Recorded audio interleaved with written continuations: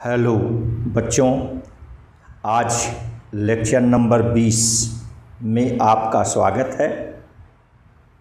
Lecture number 19 के आगे के आंकिक प्रश्नों को चलिए इस लेक्चर नंबर 20 में हल किया जाए। तो आज का पहला आंकिक प्रश्न है कि दो मूविंग कॉयल गैल्वानोमीटर हैं, चल कुंडली धारामापी हैं, जिनके डाटाज यहाँ दिए गए हैं। ये आज का क्वेश्चन नंबर 1। ये मूविंग कॉयल गैल्वानोमीटर है M1 और M2। इनके डाटाज दिए हैं, जैसे इनका प्रतिरोध दिया है। पहले का प्रतिरोध 10 ओम, दूसरे का प्रतिरोध 14 ओम। फेरों की संख्या दी गई है। पहले में फेरों की संख्या है 30 और दूसरे में फेरों की संख्या है 42। ये कुंडली के क्षेत्रफल यहाँ दिए गए हैं। इस कुंडली का, पहले की कुंडली का क्षेत्रफल 3.6 गुणे 10 की घात -3 मीटर स्क्वायर और दूसरे के कुंडली का क्षेत्रफल 1.8 गुणे 10 की घात -3 मीटर स्क्वायर और चुंबकीय क्षेत्र B दिया गया। पहले में चुंबकीय क्षेत्र लगा 0.25 टेस्ला और दूसरे में चुंबकीय क्षेत्र लगा 0.50 टेस्ला। तो इस ढंग से ये दिया गया है। हमें दोनों मूविंग कॉयल गैल्वानोमीटर्स की सेंसिटिविटी, सुग्राहिता की तुलना करनी है, इनका अनुपात निकालना है। पहले करंट सेंसिटिविटी का अनुपात निकाल लें, फिर वोल्टेज सेंसिटिविटी का अनुपात निकाल लें। धारा सुग्राहिता निकाल लें, फिर वोल्टेज सुग्राहिता निकाल लें। तो चूँकि हम पढ़े हैं धारा सुग्राहिता SI बराबर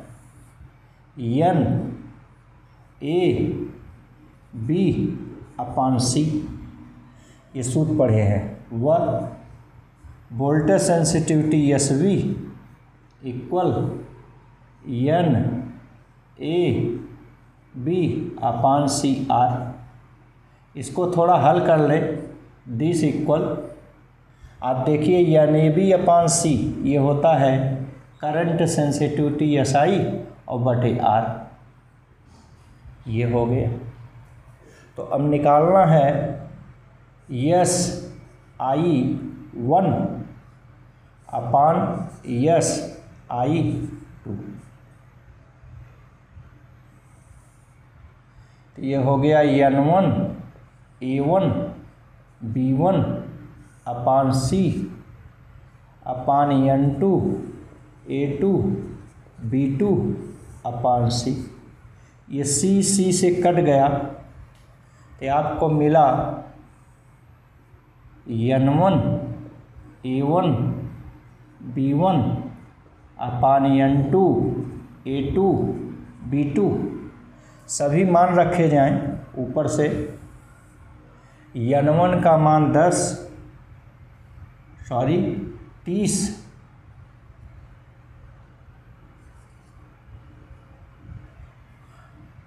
गुणे A1 का मान 3.6 गुणे 10 की घात -3 गुणे B1 का मान 0.25 बटे N2 का मान 42 गुणे A2 का मान 1.8 गुणे 10 की घात -3 गुणे B2 का मान 0.50। देखिए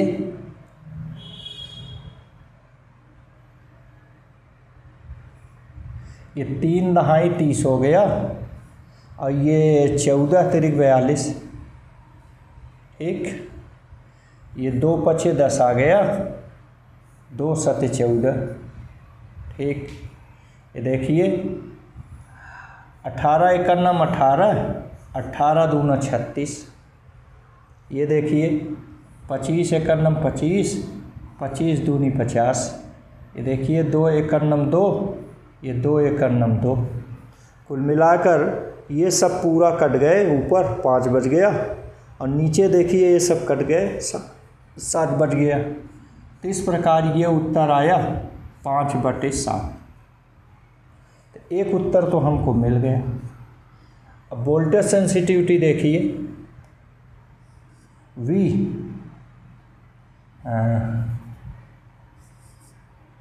SV1 अपान SV2 इक्वल, देखिए SI1 अपान R1 अपान SI2 अपान R2। इसको हल किए, SI1 अपान SI2 इंटू, ये उलट गया, ऊपर चला गया R2 अपान R1।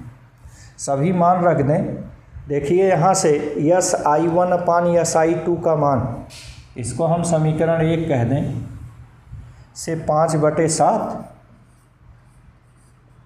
गुणे R2 अपान R1 का मान देखिए, R2 है 14 ओम बटे R1 है 10 ओम। तो ये कट गया 7 एकड़ नम 7, 7 दूना 14, 5 दूना 10, ये देखिए 10 से कट गया। ठीक, 5 एकड़ नम 5, 5 दूना 10, 2 एकड़ नम 2, 2 एकड़ नम 2। कुल मिलाकर ये आ गया 1:1। तो इस ढंग से ये 2 उत्तर आपके आ गए, करंट सेंसिटिविटी और वोल्टेज सेंसिटिविटी का मान। क्लियर? आइए आज का अब ये दूसरा सवाल चले।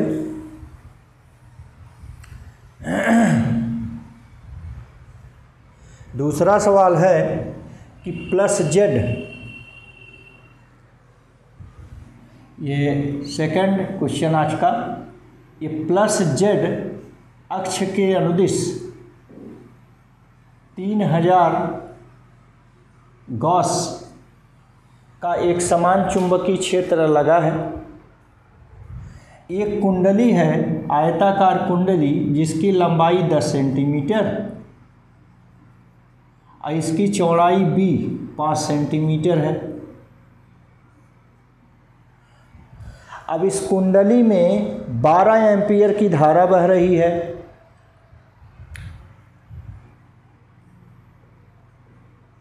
ये 12 एम्पीयर की धारा बह रही है।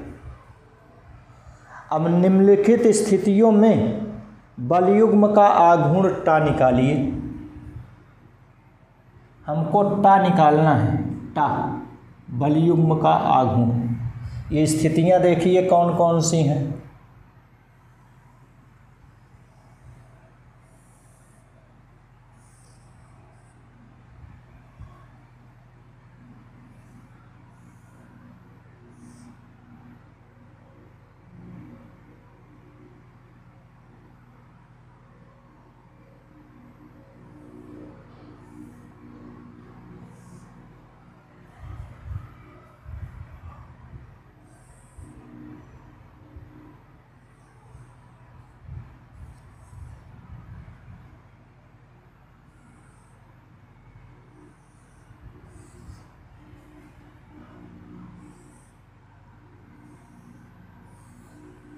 ये देखिए, ये पहली स्थिति है x अक्ष, y अक्ष, z अक्ष, ये मूल बिंदु।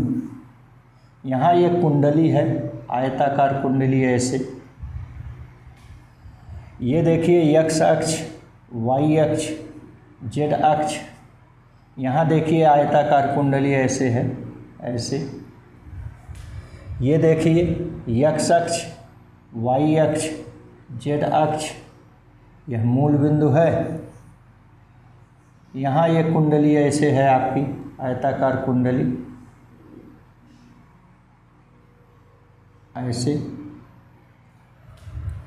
ये देखिए x अक्ष, y अक्ष, ये z अक्ष, ये मूल बिंदु। यहाँ आपकी कुंडली है, देखिए ऐसे।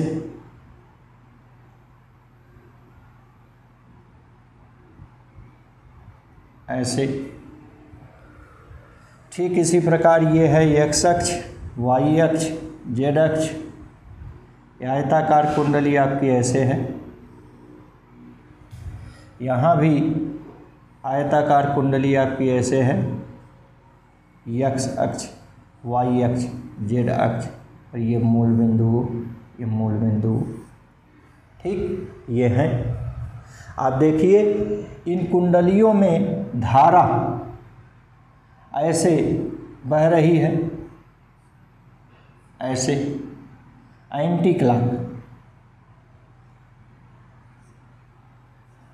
ठीक, इसमें भी एंटी क्लॉक करंट बह रही है।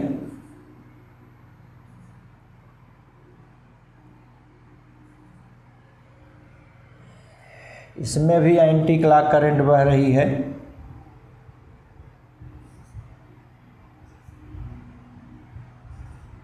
ये देखिए ये 30 अंश का कोण बनाए हुए है वाई अक्ष से, 30 अंश।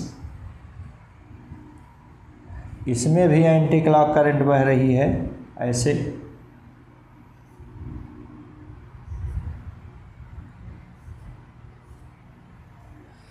इसमें क्लॉकवाइज करंट ऐसे बह रही है, ऐसे। इसमें भी क्लॉकवाइज करंट ऐसे बह रही है, ऐसे। ठीक, ये सब करंट बह रही हैं, आई आई आई, ये आई आई आई, ये सब बह रही हैं। ठीक, तो पहली स्थिति में जरा देखिए तल का क्षेत्रफल, आयताकार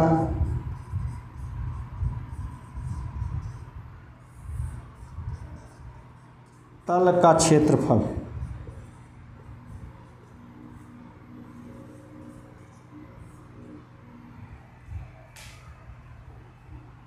ए बराबर लंबाई गुणे चौड़ाई। लंबाई है 10 सेंटीमीटर, 10 गुणे 10 की घात ऋण 2, गुणे चौड़ाई है 5 सेंटीमीटर, 5 गुणे 10 की घात ऋण 2। तो हो गया 10 बचे 50 गुणे 10 की घात ऋण 4। इतना मीटर स्क्वायर। ठीक, ये क्षेत्रफल हो गया। और चुंबकीय क्षेत्र B,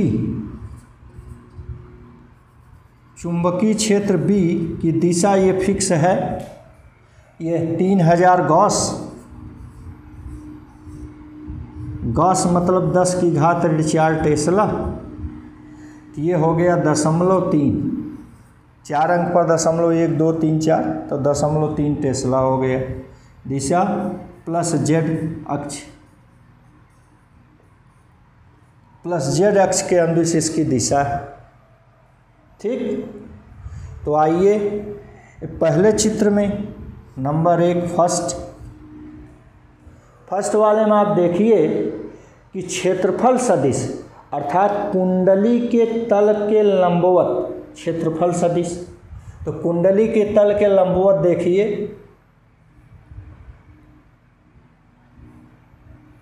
ये जेड अक्ष के अंदिश आपका चुंबकीय क्षेत्र है ना, और ये देखिए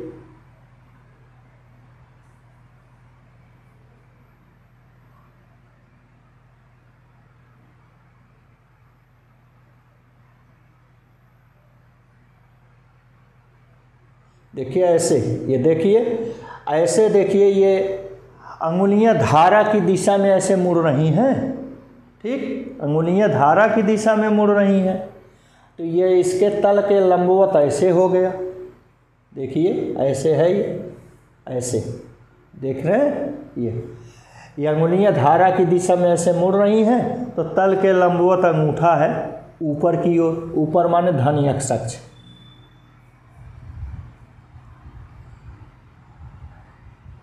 इसमें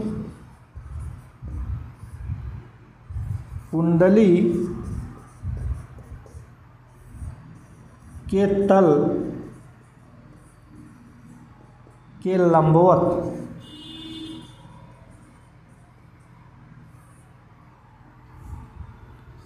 क्षेत्रफल सदिश ए की दिशा धन x अक्ष के अनुदिश है की ओर है।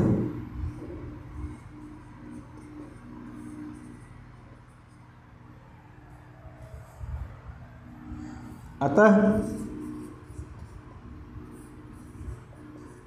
बल युग्म का आघूर्ण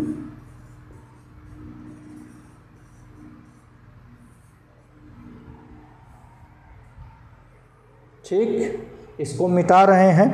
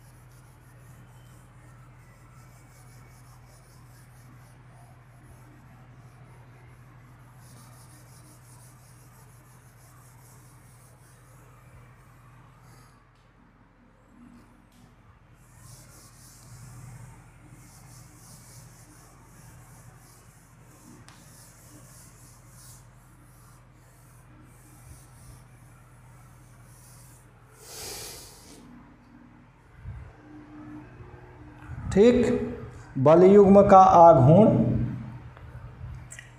टा 1 इक्वल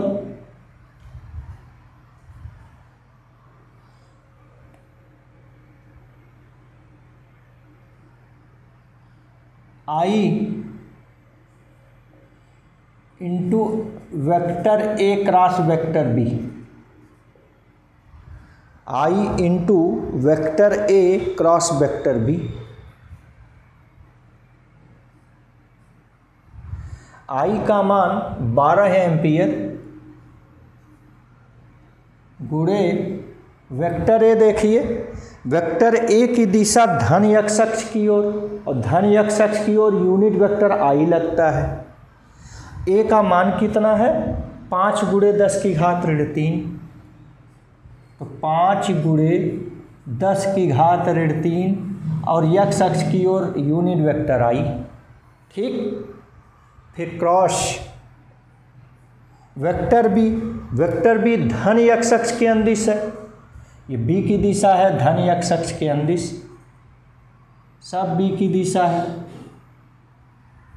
और धन x अक्ष के अंदिश यूनिट वेक्टर k लगता है, तो यूनिट वेक्टर k लग जाएगा यहाँ b का मान 0.3,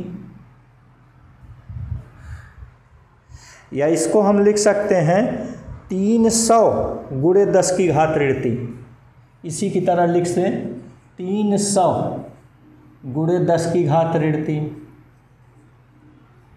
ठीक, इसी की भांत लिख दें, ये 10 की घात ऋण 4 है, इसको छोटा कर दें तो इसको +1 करना पड़ेगा, तो 300 गुणे 10 की घात ऋण 3।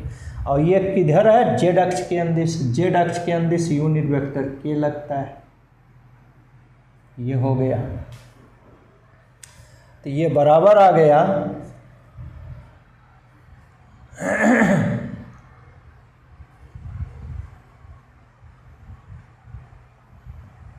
देखिए 300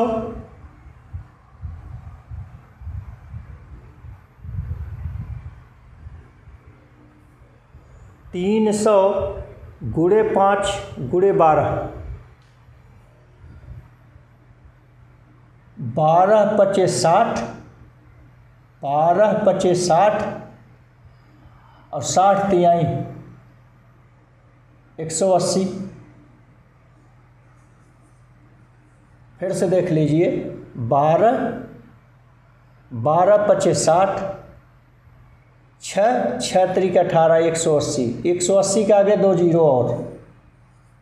ठीक, देखिए 12 पचे 60, 6 त्रिक 18, 18 के आगे 3 जीरो और गुणे 10⁻³ अब यहाँ देखिए I क्रॉस K, अगर यह K क्रॉस I रहा होता, देखिए ये रफ है, ये I है, ये J है, यह K है। आप किसी एक दिशा में चलिए, यहाँ हम मान लीजिए एंटी क्लॉकवाइज चल रहे हैं, तो I J का K मिलेगा, J K का I मिलेगा, K I का J मिलेगा। ठीक, तो ऐसे आप करते चले जाइए।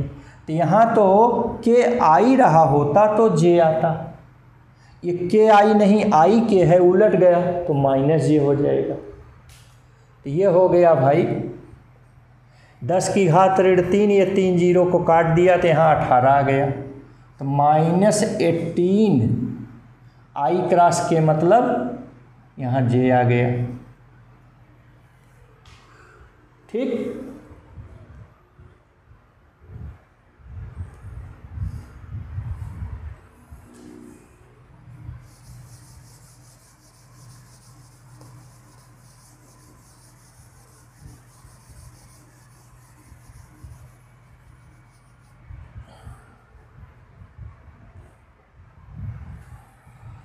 अब इसका मात्रक न्यूटन मीटर, -J मतलब ऋणात्मक y अक्ष,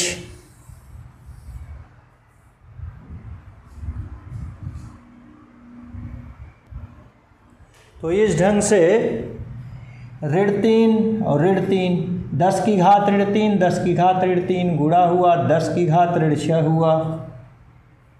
ठीक, 1 2 3 4, यहाँ 4 अंक पर दशमलव लगा दिए तो ये आ गया, गुणे 10⁻², 4 ये घट गया 10⁻², ये 4 अंक छोटा किए तो इसको 4 अंक बढ़ा दिए, ऋण 6 धन 4 ऋण 2 आ गया, इतना ये J आया। अब इसका मात्रक न्यूटन मीटर, मात्रक इसका न्यूटन मीटर। दिशा देखिए -J माने ऋणात्मक y अक्ष, ऋण y अक्ष, यह ऋण y अक्ष के अंदिश आया। इसी प्रकार देखिए दूसरे में हूबहू यही है, केवल ये धन y अक्ष की ओर हो जाएगा। टाटू equal 1.8 × 10⁻⁻² newton metre plus y अक्ष। ठीक, देखिए तीसरे में नंबर 3, यहाँ देखिए ये तल है हमारा कुंडली का तल, और यहाँ आप देखें तो ऐसे धारा की दिशा ऐसे घूम रही, देखिए ये क्लॉकवाइज ऐसे, तो अंगूठा नीचे है तो माने ऋण y अक्ष के अंदिश क्षेत्र है। यहाँ क्षेत्रफल सदिश A -y अक्ष के अंदिश है की ओर है। फिर से समझ लें, ये हमारा कुंडली का तल है, इसमें धारा क्लॉकवाइज ऐसे बह रही है, ऐसे देखिए ऐसे क्लॉकवाइज, तो हम कुंडली के तल को पकड़ के ऐसे अंगुली घुमा रहे हैं धारा की दिशा में, अंगूठा नीचे, नीचे मतलब ये तो ZX तल है, ZX तल के लंबवत y होता है, तो नीचे है तो -y हो गया। फिर से समझ लें, ये देखिए ये हमारा कुंडली का तल है, इसमें क्लॉकवाइज डायरेक्शन में करंट बह रही है, तो करंट की दिशा में हमने ये देखिए अंगुली मोड़ा क्लॉकवाइज, तो हमारा अंगूठा लंबवत नीचे तन रहा है। चूँकि यह ZX तल है, ZX तल के लंबवत y अक्ष होता है, तो चूँकि नीचे है तो -y अक्ष हो गया, इसीलिए इसका क्षेत्रफल सदिश -y अक्ष की ओर है। अतः यहाँ टा3 बराबर I vector A cross vector V। आई की जगह 12। और वेक्टर ए देखिए, वेक्टर ए का मान अभी लिखे थे 5 × 10⁻³ दिशा किधर है, निगेटिव वाई एक्सिस माने -j, ये माइनस हो गया और ये j हो गया। निगेटिव वाई एक्सिस मतलब -j। फिर क्रॉस b, वेक्टर v का मान ये देखिए 0.3, ये 0.3 टेस्ला। इसकी दिशा धन z अक्ष, धन z माने +k, ये unit vector, unit normal vector +k हो गया। अब देखिए इनका गुणा हुआ तो क्या उत्तर आया, देखिए 12 × 5 = 60, 60 का एक 0 दशमलव को काट दिया तो यहाँ 6 बचा, 3 × 6 = 18, 18 मतलब 1.8, इसको छोटा किए तो इसको 1 अंक बड़ा कर दें, -3 धन 1 तो आ गया -2, ठीक, ये आ गया। और ये माइनस चिन्ह पहले से है माइनस, देखिए j क्रॉस k, के बाद i आ जाएगा तो यूनिट नॉर्मल वेक्टर i आ गया। और -i का मतलब ऋण x अक्ष, तो यहाँ लिख दे रहे हैं न्यूटन मीटर, यहाँ लिख दे रहे हैं ऋण x अक्ष। देखिए -i मतलब ऋण x अक्ष के अंदिश, क्लियर हो रहे हैं ना। आइए चौथा देखा जाए, ये यहाँ देखिए 3 अक्ष हैं 90 90 90 पर, ये x अक्ष है मान लीजिए, ये y अक्ष है मान लीजिए, ये हमारा हाथ z अक्ष है, ये 90 ये 90 ये 90, 9 × 27 270 अंश हो गया। तो 270 अंश में देखिए 30 अंश अभी इधर झुका हुआ है, कम है, तो 270 से 30 घटा दीजिए 240 अंश, सही है।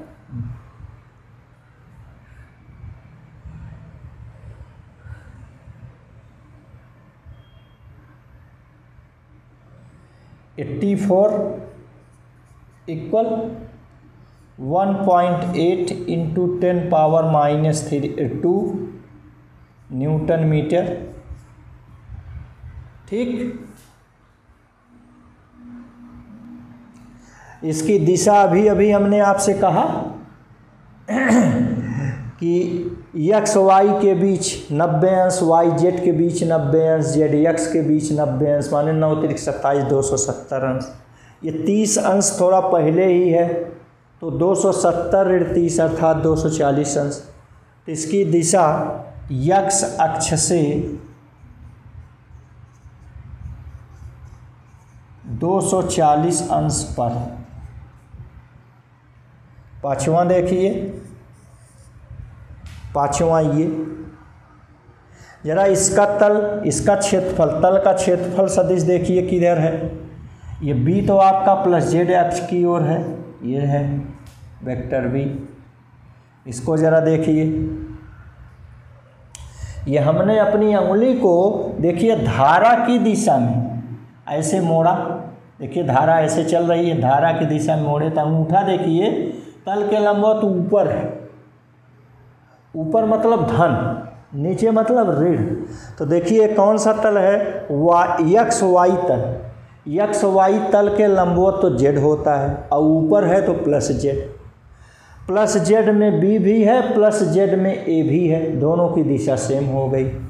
यहाँ लिखिए वेक्टर a की दिशा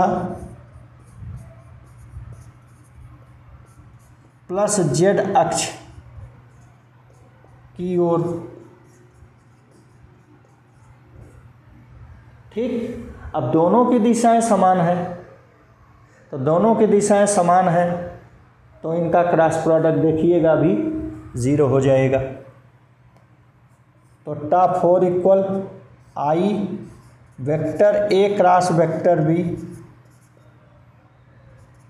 I मतलब 12, वेक्टर a मतलब 5 × 10⁻³ +z माने k अक्ष, क्रॉस b, b का अर्थ 0.3 टेस्ला, इधर के अक्ष, हम पढ़े हैं के क्रॉस के इक्वल 0 होता है, आई cross I equal J cross J equal के क्रॉस के इक्वल 0, ये सूत्र है। इन सब को मिलाकर ये 0 हो गया।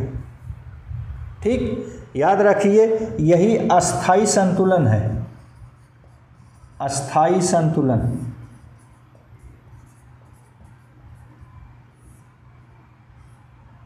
और अंत में छठवां देखिए, छठवें में आप देखें यहाँ केवल धारा की दिशा उलट गई है, यह एंटी क्लॉकवाइज है, ये क्लॉकवाइज है।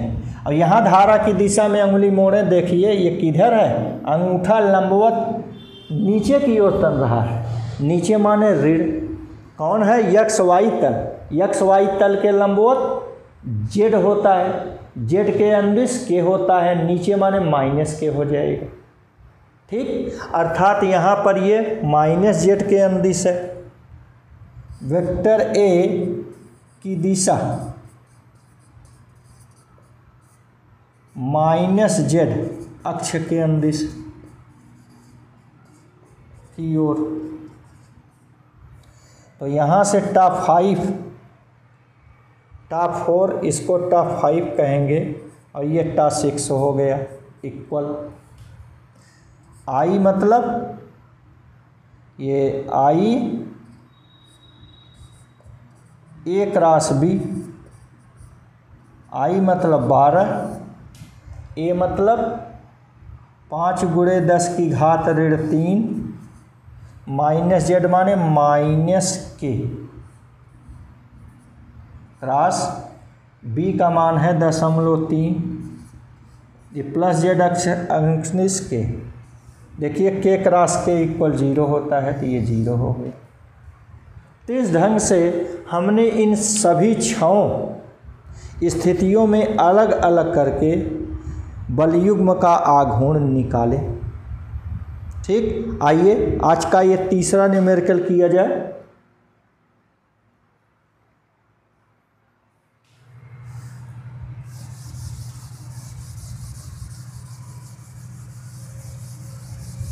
तीसरा न्यूमेरिकल एक कुंडली है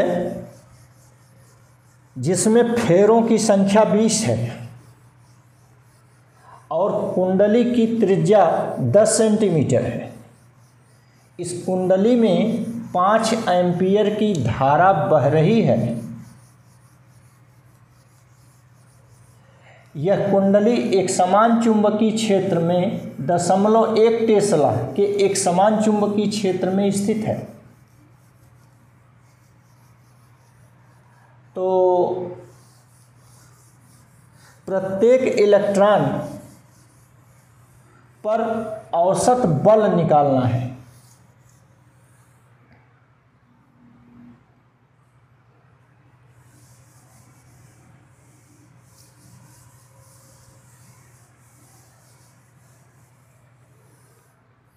प्रत्येक इलेक्ट्रॉन पर औसत बल ये निकालना है।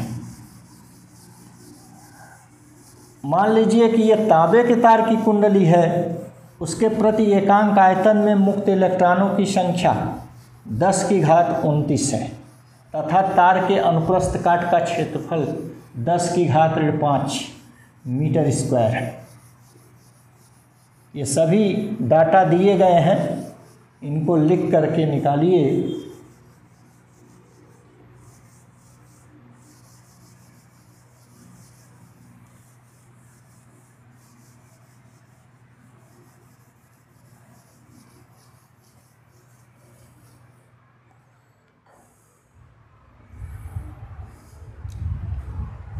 सवाल को फिर से समझ लें। हमने आपसे कहा कि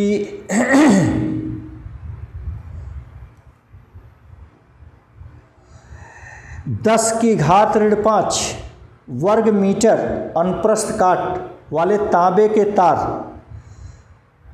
के 20 फेरों वाली एक कुंडली है जिसकी त्रिज्या 10 सेंटीमीटर है। इसमें 5 एम्पियर की धारा बह रही है। यह कुंडली 0.1 टेस्ला के एक समान चुंबकीय क्षेत्र में स्थित है। यह तांबे के प्रति एकांक आयतन में मुक्त इलेक्ट्रॉनों की संख्या 10⁻29 हो तो प्रति इलेक्ट्रॉन पर औसत बल ज्ञात कीजिए। सवाल समझ गए? फिर से एक बार सुन लें। हमने आपसे कहा, मान लीजिए कि 10⁵5 वर्ग मीटर अनुप्रस्थ काट वाले क्षेत्रफल अनुप्रस्थ काट वाले ये तांबे के तार से 20 फेरे वाली कुंडली बनाई गई जिसकी त्रिज्या 10 सेंटीमीटर है। इस कुंडली में 5 एम्पीयर की धारा बह रही है। यह कुंडली 0.1 टेस्ला के एक समान चुंबकीय क्षेत्र में स्थित है। यह तांबे के प्रति एकांक आयतन में मुक्त इलेक्ट्रॉनों की संख्या 10⁻29 हो तो प्रति इलेक्ट्रॉन औसत बल की गणना कीजिए। आइए, ये न्यूमेरिकल नंबर 3 है अपना, दिया है।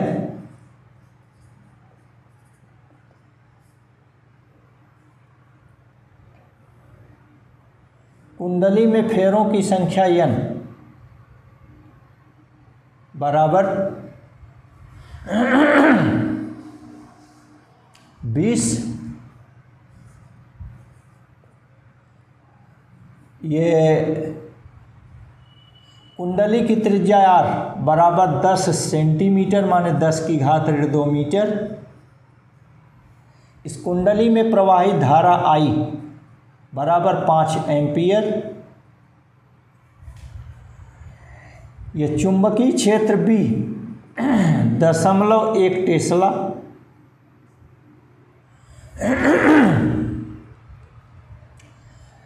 तार के प्रति एकांक आयतन में मुक्त इलेक्ट्रॉनों की संख्या स्मॉल n 10⁻29।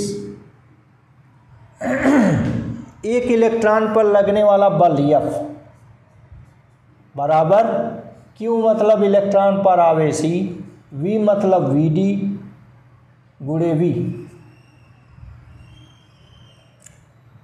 समीकरण 1, चूँकि I इक्वल NE/AVD ये सूत्र है समीकरण 2। समीकरण 2 से V का मान समीकरण 1 में रखने पर, समीकरण 2 से V का मान समीकरण 1 में रखने पर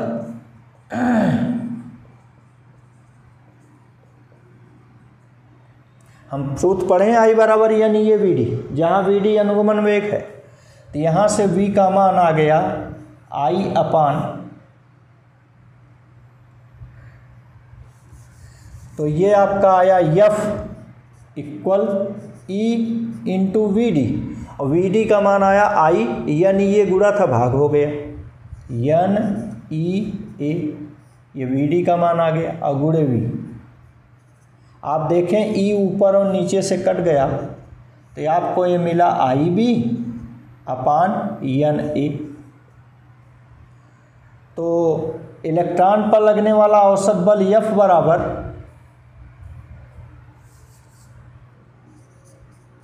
प्रत्येक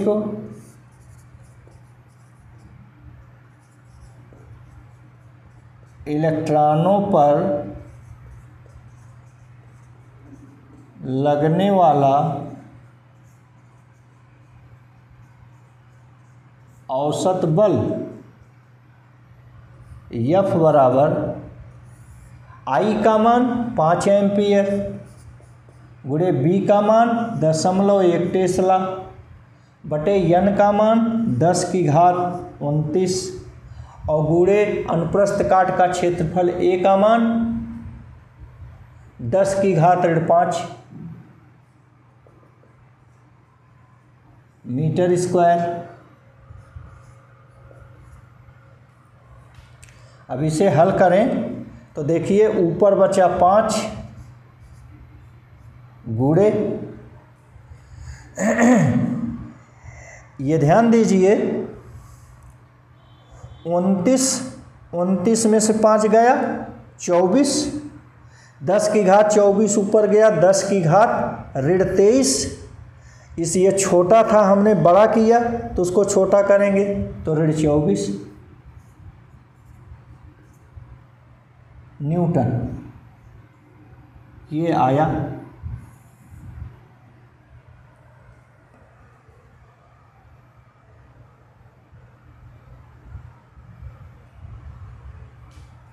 फिर से देखिए, ये एक है, एक घात काट दिया तो ये ऋण 4 हो गया, 29 में 4 गया 25, ये 25 हो गया। देखिए ये 0.1 है, ये 10 की घात ऋण 5 है, 10 की घात ऋण 4 बचा, एक कट गया तो 29 में से 4 गया 25 हो गया, ये 25 ऊपर गया तो ऋण 25 हो गया। 5 गुणे 10 की घात ऋण 25। ठीक,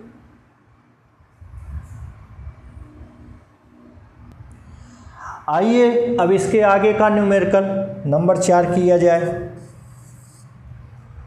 ठीक, न्यूमेरिकल नंबर 4, मान लीजिए कि एक धारावाही कुंडली है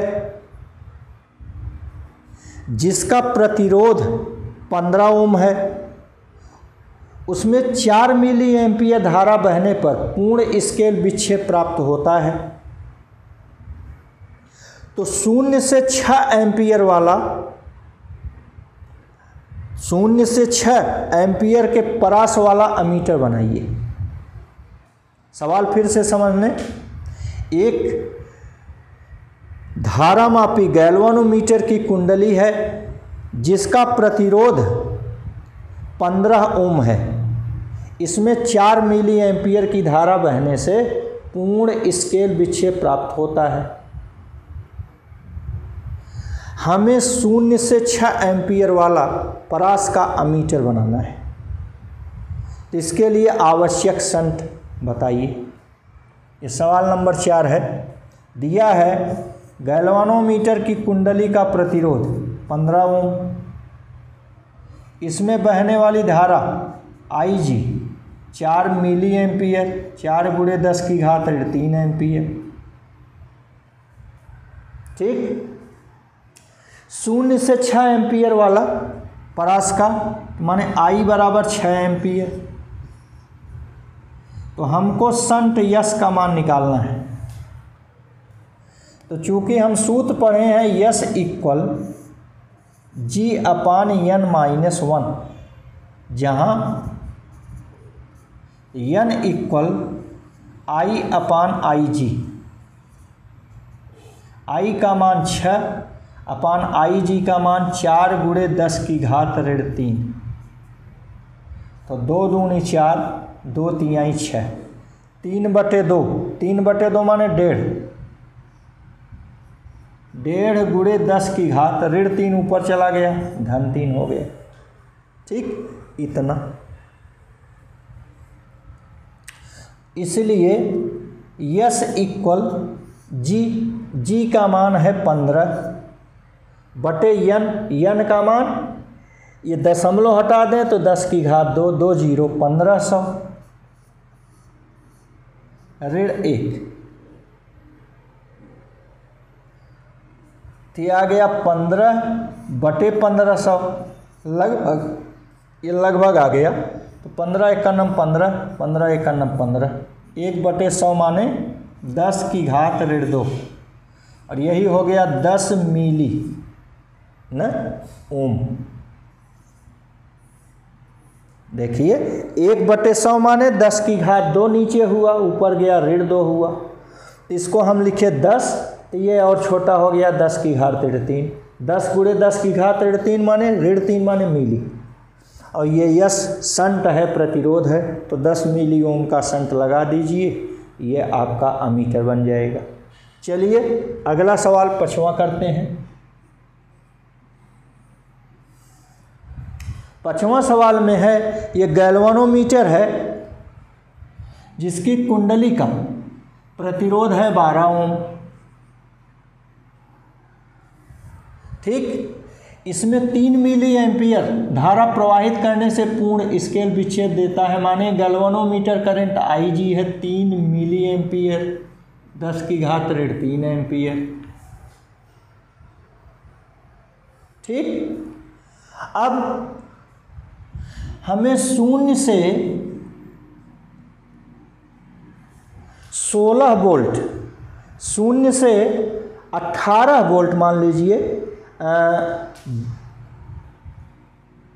का वोल्ट मीटर बनाना है, इतनी परास का वोल्ट मीटर हमको बनाना है। तो आवश्यक श्रेणी प्रतिरोध R का मान ज्ञात कीजिए। सवाल फिर से सुन लें। एक धारा मापी है जिसकी कुंडली का प्रतिरोध 12 ओम है, उसमें 3 मिली एम्पियर धारा प्रवाहित करने से पूर्ण स्केल विक्षेप प्राप्त होता है। माने गैल्वानोमीटर करंट IG है 3 मिली एम्पियर। हमें 0 से 18 वोल्ट परास का 1 वोल्ट मीटर बनाना है, तो श्रेणी प्रतिरोध R ज्ञात कीजिए। तो हम लोग सूत्र पढ़े हैं, श्रेणी प्रतिरोध R इक्वल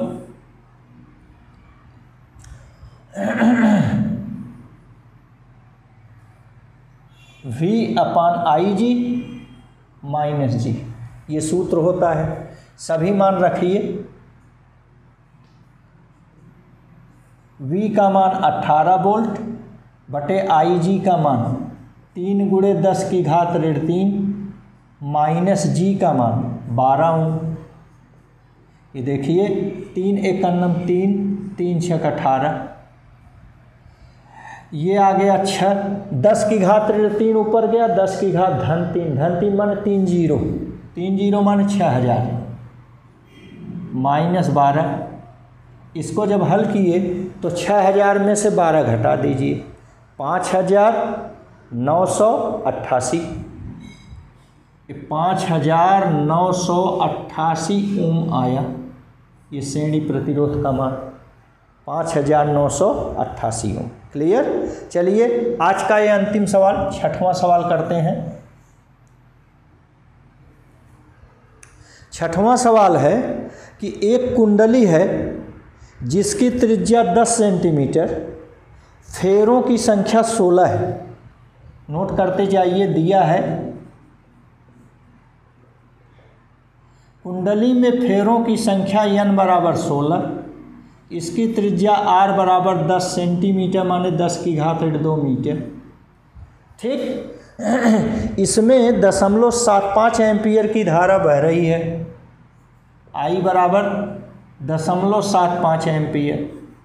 इसको हमने 5 × 10⁻² टेस्ला के चुंबकीय क्षेत्र में मान लीजिए रखा हुआ है। ठीक, यह अपने अक्ष के परितः घूर्णन कर रही है। इसकी आवृत्ति 2 हर्ट्ज है, आवृत्ति F 2 हर्ट्ज है। तो घूर्णन अक्ष के परितः जड़त्व आघूर्ण I का मान हमको ज्ञात करना है। घूर्णन अक्ष के परितः जड़त्व आघूर्ण I, आइए देखते हैं। चूंकि आवृत्ति ओमेगा, कोणीय आवृत्ति ओमेगा = √mv/I, ये सूत्र होता है। हमको I चाहिए तो पहले कैंडी हटाइए, कैंडी हटाने के लिए वर्क करना पड़ेगा। तो वर्क करेंगे तो ये ω² आ जाएगा। ठीक, ये कैंडी हट गई, I ऊपर पहुंच गया और mv अपने स्थान पर है। फिर से देख लीजिए, हमको I चाहिए। I के लिए एक कैंडी है तो कैंडी हटाइए तो पहले वर्क किए तो ω² आ गया, mv/I आया। I यहाँ पहुँच गया, ω² यहाँ, तो ये आ गया। m बराबर होता है NIA, m = NIA, ये m का मान है b, और बटे ओमेगा होता है 2πf इसका होल स्क्वायर। तो यह ओमेगा बराबर आया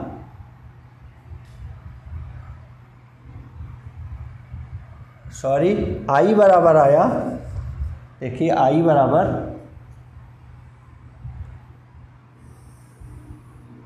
NI, ये होता है πr², अनुप्रस्थ काट का क्षेत्रफल है πr², और गुणे b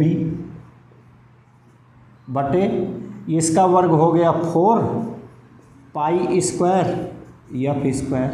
तो देखिए ऊपर और नीचे से एक पाई कट गया, एक पाई बच गया, तो ये आपका बचा अब n I R square B upon 4 pi F square. और सभी मान रख दिए जाए तो अब आई आ जाएगा, आई इक्वल n का मान देखिए 16 गुणे आई का मान देखिए 0.75 गुणे आर का मान देखिए 10 गुणे 10 की घात ऋण 2 माने 10 की घात ऋण 1 का स्क्वायर गुणे बी का मान देखिए 5 गुणे 10 की घात ऋण 2 बटे 4 पाई का मान 3.14 गुणे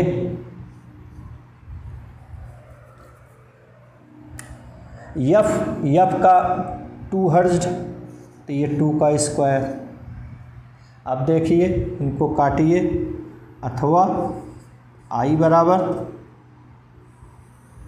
देखिए 4 एकन्नम 4, ये 4 चौक 16, 7 एकन्नम 7, 7 चौक 28, ये 4 के आसपास बचा ना। फिर देखिए 4 एकन्नम 4, 4 एकन्नम 4 हो गया। फिर ऊपर बच गया 5 गुणे